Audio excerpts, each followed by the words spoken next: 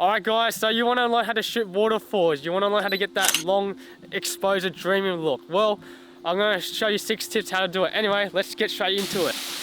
Alright, so before you set up your tripod and take the photo, the first thing you want to do is look for compositions and scout the location beforehand. Such as look for like ways to compose your subject, such as looking for leading lines, such as using the foreground as a way to water as the way to lead to your waterfall.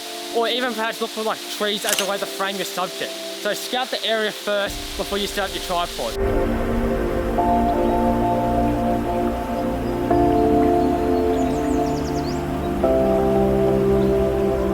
And tip number 2 is use a tripod, because if you use a tripod you can create those long exposure waterfall effects, such as you can slow down the shutter speed to create the long exposure waterfalls.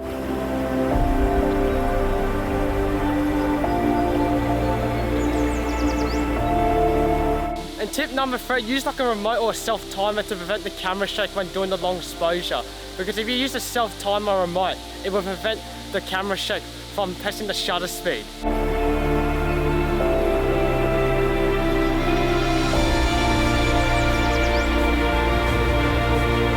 And tip number 4, use ND filters or polarized filters. When you use an ND filter, right, it gives you time to actually slow down the shutter speed more as a way to create those long exposure photos.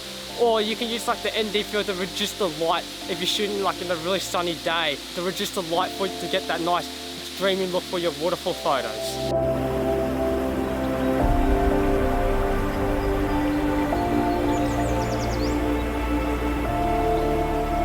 Tip number 5, shoot in cloudy days so you can prevent harsh shadows for your waterfalls and you get a nice even lighting for your waterfall.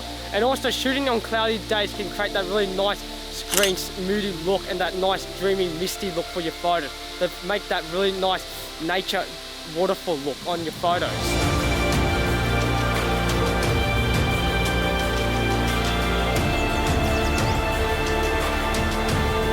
And tip number 6 is add a human element to your photos, because adding a human element can bring scale to your photos and have some sort of meaning to your waterfall.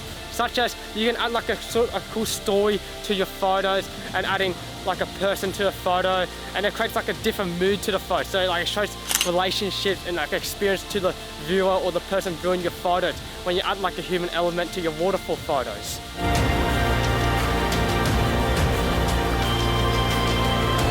Anyways, that's the end of the video. I hope you learned something. I hope you learned how to shoot waterfalls. Now it's your turn to take some waterfalls. Anyway, bye.